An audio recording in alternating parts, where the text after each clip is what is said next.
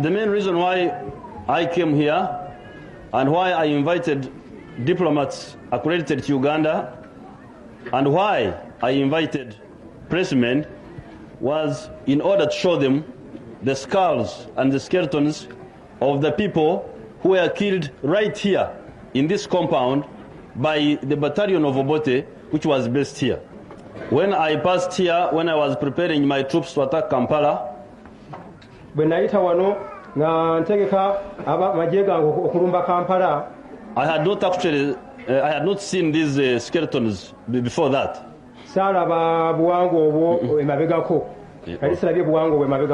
Now when I stopped here, I found skulls just scattered all over the place. Then I asked the people, I said, who was killing these people? They said it was Obote's people. Of course I knew that Obote's people were killing people. But at least I thought they would bury those whom they kill.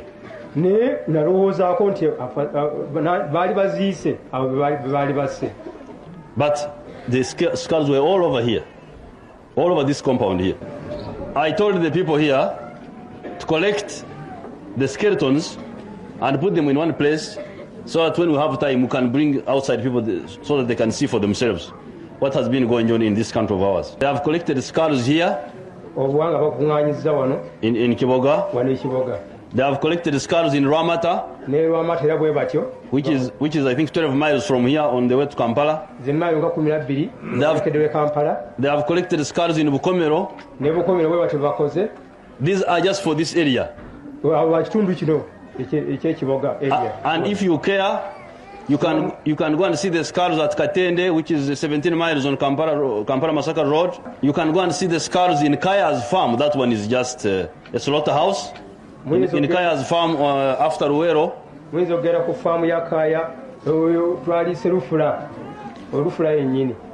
The skull Masulita, all over this place, all over wherever these fellows were staying. I chose this Kiboga at random, but maybe the only point one can make about this place is that these skeletons were right in the barracks, because this was the barracks here. You can travel around, you can see the trenches. The trenches are just around here, because this was the base of one battalion of Obote's special brigade. They had a brigade for counterinsurgency, which they used to call the special brigade. Now, one of the battalions of the special brigade was the Bear Battalion. You know, even the names are fascist. Bear. The Bear Battalion. It was called the Bear Battalion. It was based here in Kiboga. And what is illustrative for the outside people to understand is that these skeletons were right in the encampment of the Bear Battalion, just here. Because the evidence is there, the trenches are there. These are the houses. I think this was Amari or something like that, because we attacked it twice. We have attacked this place twice. We attacked it on the 1st of June, 1983, and we attacked it the second time on the 24th of August, 1985. So I know it very well. I know all the hills, and I know. No, after the third time, the first time I am the one who attacked it, the police station. So we know the place very well. Now, what is interesting is that the skulls and the skeletons are right inside the barracks here, where we are standing. Yes. Either in the barracks proper or just on the edge of the barracks. Now, this is very crucial because there could be arguments. Of course, even those are lame arguments, but there could be arguments, people saying that maybe those who were in charge did not know what was happening. Now, the phenomenon here settles that argument, because the skulls, the skeletons were right here in the barracks. So any high officer who wanted to see the skulls, the CEO, the brigade commander, the intelligence officers, had every opportunity to see those skulls. Certainly, if they didn't see the scars, the stench was there to remind them that there were hundreds of dead bodies here. The outburst from that old man there was a retort to my comment that maybe the leaders did not know that killings were going on. So he is saying that he himself was a prisoner here, and he pointed out a house where he used to stay, where he used to be kept, and he said they used to pick people and kill them, when he was here. That's what he was saying, that old man. But of course, as you know, we had a lot of difficulty to explain to the outsiders the criminality of Obote's regime. Some, I think, were genuinely skeptical about the evidence we gave them, but I think some knew, but they had other considerations. That's why they did not take the people of Uganda, the plight of the people of Uganda, seriously. Mark you, this battalion was here even after Obote was overthrown. So when we attacked it on the 24th of August, it was 1 month after Okello had taken over, but again, the bodies were here, and even fresh ones had been added.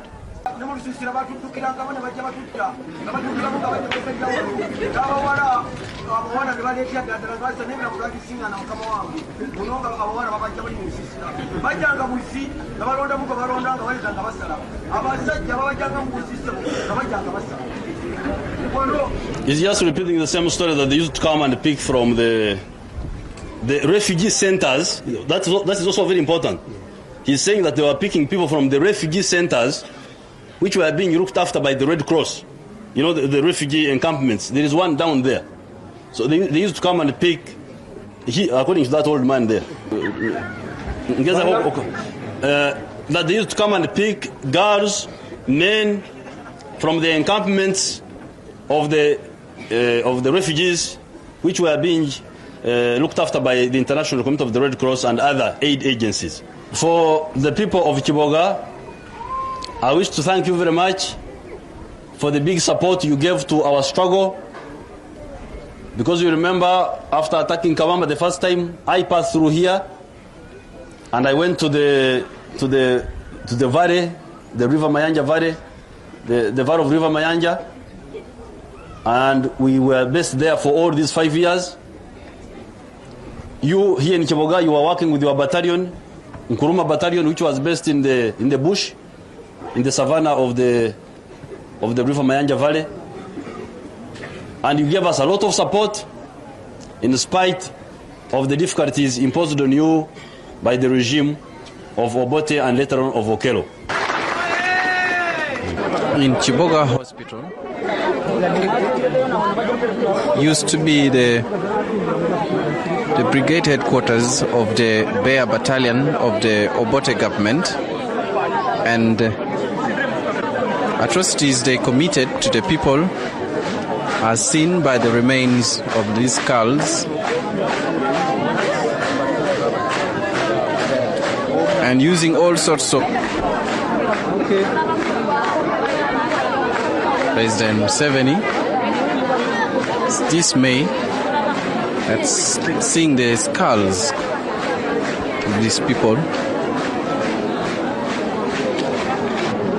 that were killed during the period when Kiboga Hospital was being used as the brigade headquarters for the Bear Battalion of the Obote government.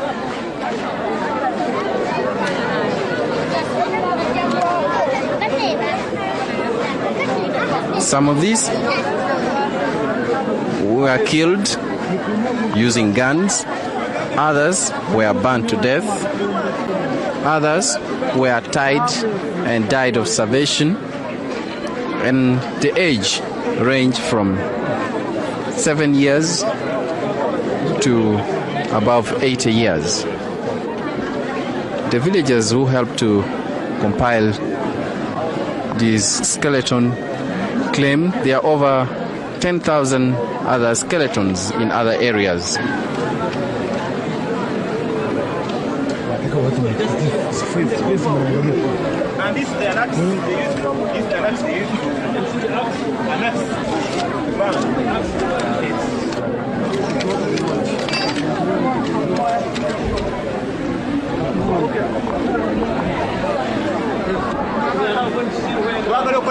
The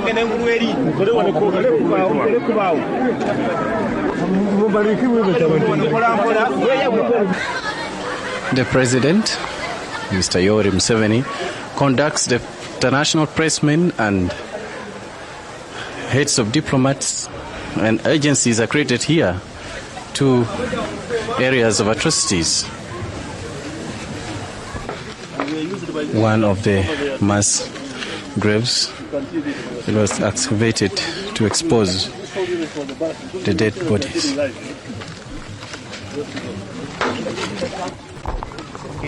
This was the slaughterhouse. It's sort of bushy. This was the slaughterhouse. Even on the hills, but otherwise we would walk the whole day. Even on the hill, there are other places like this. And other dead body skeletons and so. Any questions, pressmen? This is a strange press conference, you know. You can have a press conference here. You are fond of questions. Will the people be brought to justice? This time we don't... President, Yeah? will these people be brought to justice? That depends on the excellencies here, because these fellows have run to their countries. That depends on the excellencies here. You ask for them. Could we ask the Sudanese ambassador? Just ask for them. Could we ask the Sudanese No, ambassador? let me answer your question, Bwana. One man has asked me, will these people be brought to justice? And my answer is, it depends on the excellencies here. Because the criminals we can lay our hands on are not here, they have run away. So, if the excellencies think they deserve justice, they will be brought. If they don't, then they will stay. So you will be applying for extradition of criminals? That's what I can do. I can apply for extradition. I can't go. I cannot do more than that. But have you officially asked the Zambian government, particularly President Kaunda is a good Christian, haven't you told him about the things that have been happening here? I will definitely ask him. Have you officially done so? We haven't yet, but we shall do so. Will you apply for the extradition of former President Obote? Of course, he should be the first to arrive here. Yeah. Who else are you going to bring if you don't bring Obote? What about those who have fled to Sudan?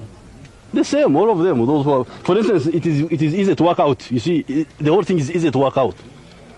You get hold of the commanding officers who are here, because they are known, you know. You get hold of those, and they are second in commands, because they are known. It's not so difficult to know who was here when this thing was happening. And you can also know who was in any other barracks. We know their names, so it's not a big problem. So we get hold of those, and they will tell us the story. So it's not difficult at all to work out who did what. Yes, it's not difficult to work out. So one cannot say that this is a kangaroo court. How do you get the evidence? The man was commanding a battalion here. Who was he? What name? Will you ask for international assistance on the Human Rights Commission Of in course. order to facilitate the extradition proceedings later on? Yes. We shall do so. But I invite you to visit all these places, because this is just one place. What are you eventually going to do with these skulls? The idea is now being circulated by the people that we could have a museum. Museums for them, because it's not one. In every place where there were killings, there should be a museum. Like this place here. This idea is being, circulated by the people. But we have not taken a final decision on it. Mr. President, when you arrived here and you found the skeletons and skulls scattered over the place, do you have any rough estimate figure? In the compound there. In the compound, do you have any rough estimate figure of how many They bodies say were? that those, according to the report of the local people, they say that those there are 237. The skulls, 237. Those ones there. But that's what they were able to collect. It's not for just this place here. Some are dumped in the lagoon down there. And some are thrown in pit latrines, some are what, so it's not. That's what they collected around this compound. But if you go down, there's another place. Mr. President, there have been suggestions for the setting up of a commission of inquiry into massacres of this nature. Yes. As you know, Mr. President, I have been in various detentions of this nature, and there are enormous mass graves which cannot be seen from remains like this. Now, I understand that you have taken some of UNLA criminals and they are being released very fast from the camps. Don't you think this will jeopardize the cause of justice? Well, we are trying to, it's reconciliation, we are trying to, those fellows against whom there is evidence, we arrest if there is evidence against him. But if there isn't, but normal evidence is easier to get because these local people here know who was doing what. Now the problem is that you are releasing these people who have been detained in this camp so fast that before you even get the evidence from the people, there are those who have been in Mpigi, officers that we know were killing people. We see them on the streets of Kampala already with the clearance from UNLA, from NRA. Bring evidence. You see, for us, we can't arrest somebody unless we have good evidence. Well, this is why we are suggesting commission of inquiry or something like that, where citizens can take evidence against these criminals. Okay, that's a good idea. You mean expediting that process? It's a good idea. But at the same time, we can't hold somebody unless we have got evidence against him. It's a dilemma. Otherwise, you would end up like, like you were. People would hold you for no reason. Yeah? It's tricky. It's tricky. Yes? Mr. President, sir, besides the soldiers in the army, we had people like chairman, local chairman of the Obote's UPC. Now we hear some of these were actively involved in atrocities of this nature. Now in certain areas we hear they have been allowed to get away scot-free. What do you think about that? This is only if we don't have evidence. If we don't have evidence. If the man who was here, we would have arrested him. For instance, this one who was here, the CEO. We may not know the rest, but we would have got hold of the commanding officer and the intelligence officer. Then we would have started there. But these fellows have run away. But Mr. President, there is a question of those taking back the soldiers from the defunct army of Milton Obote and the Tito Okello. Don't you think it wouldn't be good to take them back in this NRA army? The problem is not the soldiers. The problem is the leadership. Soldiers can be good or bad depending on the leadership. Because they are already spoiled by behaviors. No. Do you think they can spoil our good soldiers of NRA? They may have some traits, but they can be... The problem is the leadership. Even our boys here were misbehaving. They would come and sometimes steal some people's muhogo, cassava. Then we get a report from the population. Then we test those who are stealing the muhogo. Sometimes we miss them, sometimes we get hold of them. If the leadership is struggling against these wrongs, it cannot go to this extent. But, Mr. President, don't you think that the process of 6 years working with you, building up from a very small nucleus to what you are now, you can't repeat that in the classroom, and you can't repeat this in a lesson? Oh, I am now richer. I'm rich. I've got prisons. I'm a rich man with the prisons, with the locks. I'm a rich man. At that time, I had no prisons. It was difficult to handle anybody. You see, the only effective punishment we had was execution. If you put him in the bush, he can escape, run through the bush and go. But now I'm a rich man. I've got prisons of all manner.